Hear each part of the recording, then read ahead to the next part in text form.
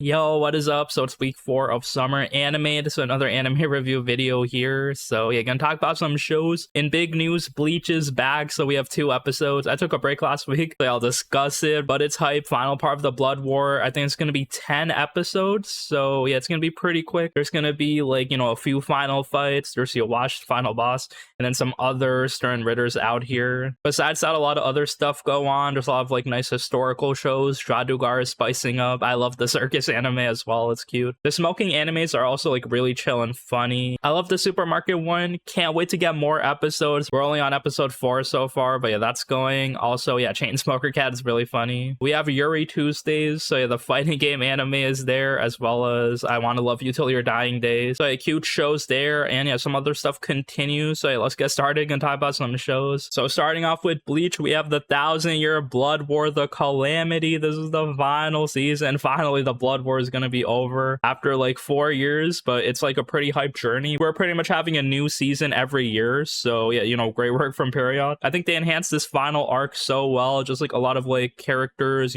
Squad Zero, for example, just like showing off their combat abilities. Even though people are gonna lose, we still see people as Bankais as well. In these final seasons, we see the big hitters, their Bankais.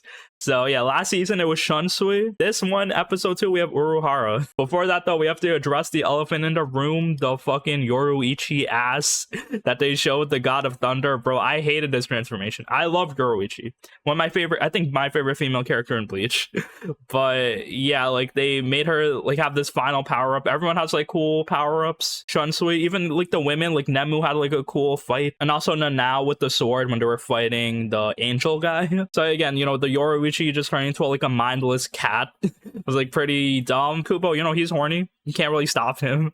So, it's going to be fan service all the time. Besides that, though, episode 1 kind of set up the final fights. If you've seen the movie, then the first 2 episodes, you probably already know what's going to happen. But basically, it's really fast pacing because we realize Uryu, he's not a double agent, he's a triple agent. It was like the most obvious, just like not betrayal ever.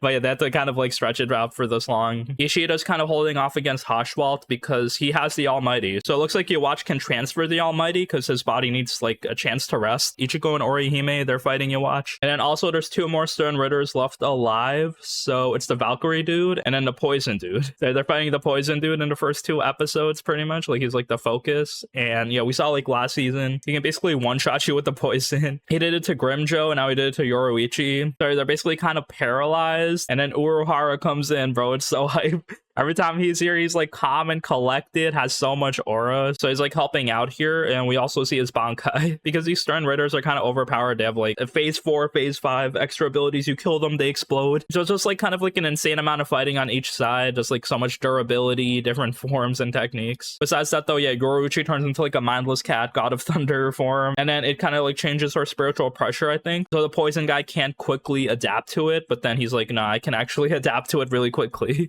So it doesn't really matter. And at Uruhara does his Bankai. It was so cool. It's like kind of like this like puppet similar to like Senjo Mara. It was called Kannon Biraki Benihime Aratame, and it basically heals him. Like he can reconstruct anything with like kind of like suing powers, and he can also like reconstruct the air, so he's just like flying in the air. And yeah, all the poison in his body, he just like rebuilds his body really quickly. So it looks like he can just like tank the poison, and if the poison guy gets near him, then he'll get like one shot. But basically the poison guy's like way too strong. He summons his like kind of magic field that like makes the whole area poison. So that's when he actually like kind of baits him, makes a hole into the poison field. Grimjo comes in, actually crushes the guy's heart, but then it looks like when he dies, he can't really control his poison anymore and just like goes berserk. So again, final phase unnecessary, but yeah, that's when I think Nell, she's there. So yeah, nice to see her. Maybe she'll save them. We'll see, because it looks like Uruhara has like, he's Batman, bro. He has like 50 different contingency plans. Also after that, the fight with Yawatch continues. Ichigo and Orihime are teaming up. It looks like Orihime finally has a chance to like help out. She's been like,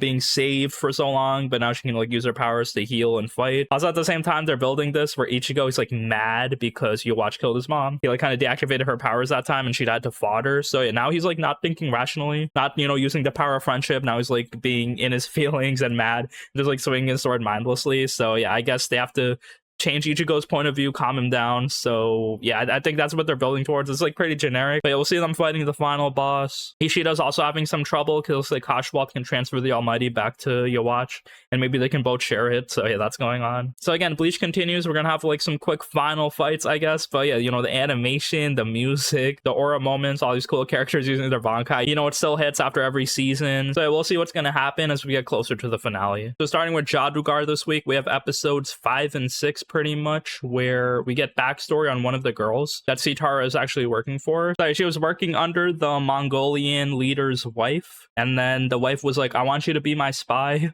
Doesn't really give her any other instructions, just to like kind of monitor the situation because there's like a change in leadership. Since Genghis Khan died, you know, that's a big deal. The thing is, she kind of like ships her off, and now she's like lost trying to get to another master, pretending to be like a different slave. And then yeah, just like gets into trouble, interacts with the other leaders, the new Khan, and then gets saved by that Khan's wife. So we've been seeing her. She's kind of like wearing black robes, very mysterious. Her name is Torigene. I'm probably butchering the pronunciation, so forgive me. But basically, she kind of like relates to Sitara. They see that they both have revenge goals against the Mongolians, but both of them are kind of living their lives here, so they're not really acting on it yet. So yeah, what if they work together? So she kind of like helps her out in a sticky situation. Now they're both together. So she's working with one of the new Khan's wives. He has like 6+ wives, so he doesn't really care about her. I think he's just like taking her for protection reasons. And then the reason is in episode 6 we get her whole backstory. So she had a similar situation where she was kind of like sold off to be the wife of a different tribe. It's the Mergen people, and then yeah, they have beef with the Khans. So this marriage was supposed to be like a peace offering for both nations.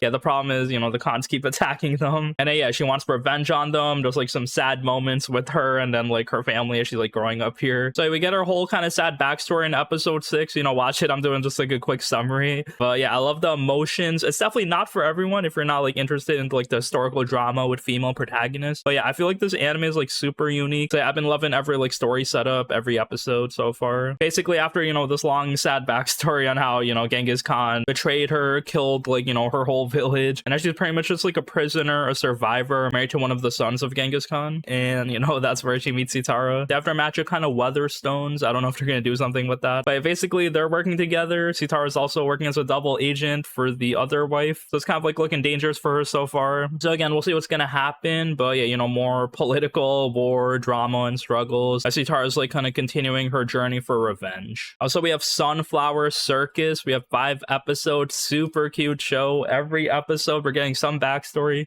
on certain members of the circus. Here on episode 5, it's like the 2 kind of like little girls that are jugglers, and both of them kind of grew up together, and they lived in an orphanage, and then one of them was going to get adopted, and then the other girl like decides to run away with her because they don't want to be separated. That's when they like came across the circus, became adopted into the circus. Both of them are sticking together. But then yeah, one of the younger girls, she kind of feels like inferior at juggling. She's not as skilled, so in order to pull her weight, she asks Mizuka to kind of train her, and then the other girl has like attachment issues. She's like, are you cheating on me with the new girl that I hate? And she's like kind of like a big tsundere as well, so she actually runs away because yeah, she feels like they're drifting apart. It's not that serious, but yeah, basically we solved that drama in episode 5. There's like a lot of like cute moments as well, like unexpected like kind of comedy where, you know, the girls are running and then they have to rescue an elephant, but then Mizuka and the other girl kind of take care of the elephant. They see it's like being abused, so they actually adopt the elephant at the end of this episode. So a lot of stuff happens as, you know, we get more character development, a lot of funny circus moments, and cute girls just like hanging out. Also after that, we have the Yuri shows I've been liking. So young ladies don't play fighting games. We have 4 episodes. I think it's directed pretty well, you know, great comedic timing and like insane batshit crazy moments that you don't really expect here. And yeah, forming this club through like impossible circumstances as they like, you know, try to avoid getting expelled. So basically the story right now here is that our locals in this all girls elite school is filled with 4 people. So we had 2 people in the beginning. Now we have 2 class monitors that are also part of the team. So they're kind of like landing inside of someone's bed. There's some issues that arise. Of course, they're in school. So we see Mio, she hates studying and she has to get some good grades or her mom will know she'll be playing video games. And also Mio's mom is scary. She actually beat her daughter, just like broke her arm because she's like too addicted to video games. And, you know, her mom's like kind of realistic, like that's not going to help you in your future. So, you know, a lot of just like funny moments happening. After they finish their test, they continue playing against each other. One of the girls, to kind of force her to like kind of lab out one move with Juri. And then they also decide to go to Evo Japan, just like out of nowhere. It's only been like a few weeks, I think. But yeah, yeah, it's coming soon. One of the girls, that's like why she got into fighting games. She wanted to prove herself there to like impress somebody. So yeah, I guess we have a goal to work towards. Evo Japan, just like the biggest stage on our like, you know, first tournament. Yeah, I guess we'll see what's gonna happen. But you know, each girl has their own play style. It's pretty fun. Just like cute gags with every character. Looks like we'll kind of explore people's backstories as well. Also, the other big Yuri show this season, we have I Want to Love You Till Your Dying Day. I'll talk about this really quickly because I think the story is like really bad. At first I was just like hoping for, you know, cute girls, magic fantasy environment, but story is like kind of so inconsistent and poorly written, I think, that it kind of like takes away from it. So basically we see one of the overpowered girls, Mimi. She's actually like an immortal person that has like resurrection magic cast upon her, which is kind of like a forbidden spell, so it doesn't really exist anymore. So Mimi's kind of like a relic of the past, and then the school is kind of using her to just like be an undying zombie and just like kill people in this war. And then the other students are benefiting from her as well because yeah, they also don't have to sacrifice themselves if Mimi does all the work. Also at the same time, you know, Mimi is suffering though, since like she feels pain, so she's just gonna get hurt and killed during these battles and just like revived. So yeah, that's going on, but she doesn't really seem to mind it too much. But yeah, it looks like our main girl Shina, she wants to treat Mimi as a person, not like a mindless weapon. So yeah, that's like the setup so far. She feels like more like a spectator, not an actual like kind of magic person that fights in this anime. We get some other characters with other cute developments. I'm assuming some people will die. That's where the sadness is coming in, and that's why we're getting these like early setups, because there's going to be some like crazy battles happening in the future probably. Also after that we have some smoking anime. So Yani Neko, we have 5 episodes, bro. This anime is so crazy. So yeah, each episode is like crazy gags with new characters. This one we see Yani with her sister, and then her younger sister actually likes taking care of Yani. Like one of the dudes from her class kind of like confessed to her, but then she sees that he's like put together. She actually likes the broken men. She likes taking care of boy failures, so that's pretty funny. Besides that though, we also get lore on these cat people's lives, where beast folk in this world, they actually have like no rights. They can't have certain jobs. They're like stuck in the bottom. And I guess they're also like addicted to their substances. But besides that, you know, the cats are smoking. There's like the same kind of toilet jokes. And then Yani also kind of ruining things because she doesn't really take anything seriously. We also have smoking behind the supermarket. We're on episode 4. The cute episode, you know, more wholesome moments between Yamada and Sasaki. Sasaki also gets a smartphone, so they're able to like exchange contact info as they, you know, keep smoking together. They kind of talk about how the weather's changing. So Yamada, she wears like short sleeves now. And then Tayama personality is also just like teasing Sasaki. And he actually gives her his coat because he sees that she has like a lot of revealing layers. She actually like, kind of gets mad because he's not really aroused by her. He actually likes the pure Yamada personality, so that's kind of funny. I've been like in Magilumiere season 2, so we're on episode 5, where our company, our startup tech company, is growing. They're hiring more people. They get more magical girls. So the people that were helping them before, we see the girl with the glasses and then the other girl that had the internship. They both get hired permanently, and then they're looking for a new engineer. As we get cute moments, character growth, and more world building in our magical girl coding technology company. We also have Draw This Then Die episode 5. In our squad, the manga club continues. We have 4 members this time. One of them's actually like kind of a professional manga author. So yeah, she went to Kamita, and then now she transfers into the school, I guess looking for inspiration. And then yeah, just like joins the manga club because she realizes that the teacher is actually a professional manga artist. So that's where things go. We have like some amateurs but a good artist, and now we actually have like this professional here too, and they're all working on their original manga because they want to go to Kamita again. We also have the Elusive Samurai. We're on 3 episodes, so the story continues. We're just kind of like war progression, people fighting battles. The Elusive squad is also on the battlefield now. They're not fighting, they're just like spreading messages. So yeah, the villains so far are still like the same kind of like dude with the good sight and a dude with the good hearing, and they're setting up like another guy here as well. Tokiyuki's there kind of like leading the charge with his team, but then they see one of their forts is on fire, and that's where one of the warriors, her dad, was there. So maybe some like tragic sad moments will happen, we'll see. But you know, it's still like early progression so far. The anime looks pretty good still, but then I think they're saving the budget because there's like a lot of like CGI moments as well with like weird fire effects. At the same time though, there's like cool depictions on certain things. There's like characters drawn kind of realistically in certain moments. There's also this new guy who's like a virgin, and apparently back then if you were like an incel, that incel rage actually fuels you. So a lot of just like weird humor. I don't think it's like written for me. It's definitely written for like a younger audience, but still, you know, the characters are fun and the story does continue. You also have The World Is Dancing. We're on 5 episodes. This one's also like, you know, pretty cute and similar as well. We have like a femboy main character, but here our main dude Oniyasha, him and their dance group, they're able to dance in front of the Shogun. It was like a big deal, and yeah, they did a good job. The Shogun was impressed, but then Oniyasha, he's like, I've seen you, you're the guy I've saw in regular clothes giving me dancing tips. So probably the Shogun or the Emperor, I think it's the Emperor. I don't know, I forgot who it was. He's friends with Oniyasha, and he wants to see like dancing evolve because he wants wants something that people can get attached to and connect to. So I guess that's why he's kind of like investing on Oniyasha. And yeah, I guess his dancing will have potential as he sees like different dancing techniques,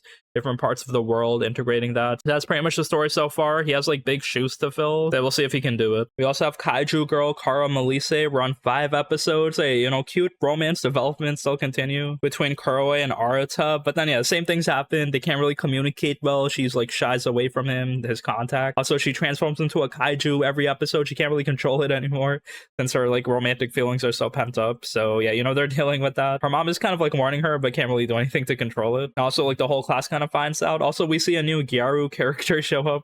She also has some like kind of like transformation issues as well, where she's actually really ugly. She has like this gorilla face. I didn't really like how they did it, but then when she wears makeup, it will like work so well. It's like a filter on her face where she looks like a cute high school girl. I mean, like it's another member of the cast that has like, you know, some insecurity. But here I felt like the problem was a bit too realistic, where you're kind of like insecure about your appearance, unrealistic beauty standards. At the same time, she's just using makeup to hide it. I don't think that's a good thing, like a good message, but maybe it is, where she like finds a way to express herself through makeup that like fixes her insecurities. So yeah, again, I don't think it's like a bad thing really. I just thought it was like a weird way to introduce a new character, and maybe it doesn't really teach you the right lesson. Besides that though, you know, story continues. We meet more characters as Kuroe is still like kind of controlling her feelings. We also have Dara-san of Reiwa. We're on episode 5, and you know, just like cute adventures continue with our snake priestess lady. She's hanging out with the 2 kids, and yeah, just like fun crazy moments happen, or like bonding really close. They invite her to a birthday party. She's able to enter if you invite her in, and then yeah, just like blends in with other people. They sell items at a shrine to give her haircuts. They're just like 2 kids hang out with their like snake monster friend. We also have the Ghost in the Shell episode 4. So yeah, you know, story continues. We're going on missions each episode. Pretty slow progression, surprisingly. I thought we'd like be fighting like final bosses already,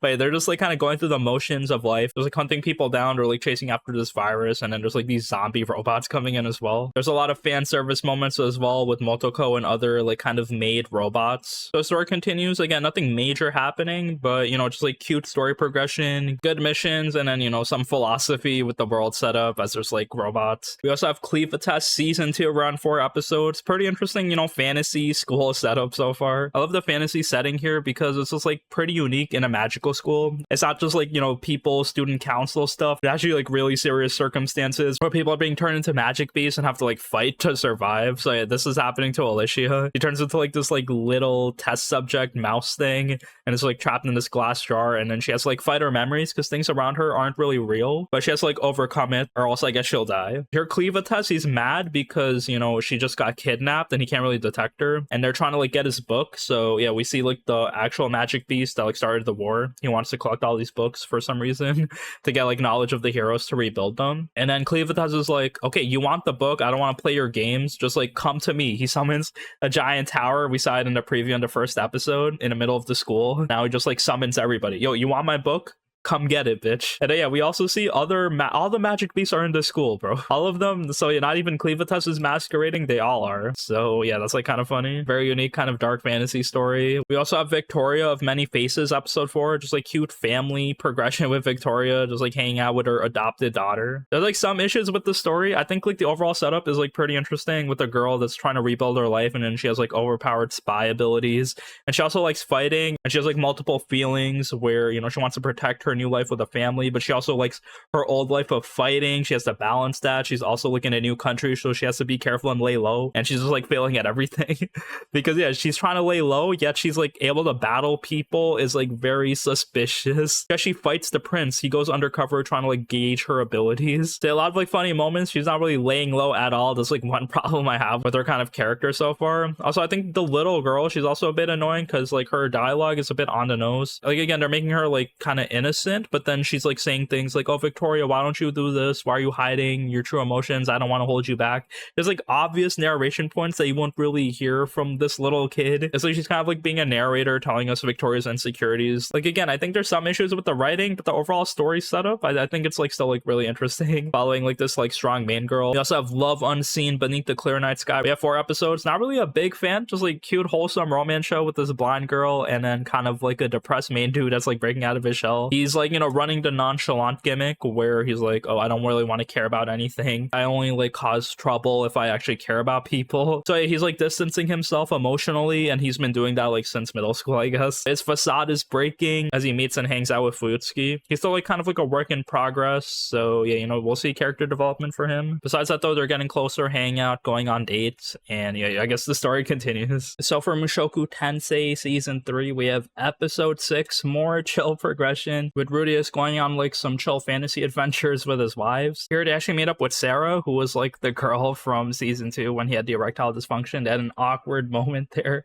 Now they're on a mission together. Roxy's there as well, but then they kind of like hash things out. It's all good. I think it's just like showing the character growth and maturity. Also, yeah, Sophie and Roxy both noticed that Rudeus kind of had like some kind of connection to her, but then he assures them, you know, there's nothing going on, and you know, he was at a low point in his life. Also, Sophie, they keep putting her in the cuck chair. She's like, okay, I'm fine with you having 2 more wives. I wouldn't care. So why is she even saying that? So yeah, pretty much season 3 of Mushoku Tensei, I've been kind of mentally checked out of the story. I know at the end we see Eris. She becomes the sword god. So yeah, she beats the blue-haired girl. And then she might make an appearance. They're setting her up here to be the 3rd wife. And I guess Rudeus living his fun harem life. So yeah, the show continues. We also have Goodbye Lara. We have 5 episodes. This anime is beautiful. I love it every week. It's just like, it looks really good. Has like a cute kind of serious story with this reverse isekai setup. Lara, they're kind of making life hard for her, trying to integrate into this world. I like how they don't make it easy. So yeah, she has to kind of struggle each episode, find a place to belong, understanding like, you know, what love is, dealing with past traumas, making friends with other people. So yeah, all of that's going on. Lara, she actually gets employed and becomes a chef. And she also sees people like other mermaid princesses.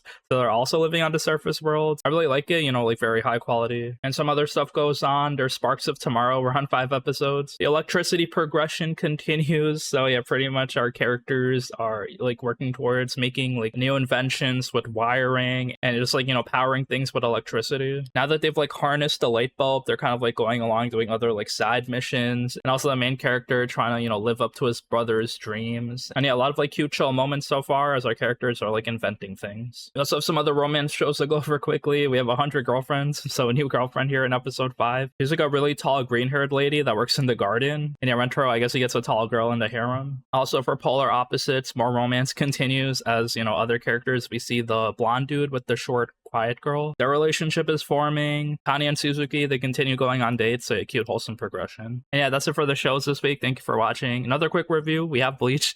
So that's pretty hype every week, just like a nice new action show. And yeah, I love like variety, chill moments as anime continues. So yeah, you know, thank you for watching. Please let me know what your favorite show this week was.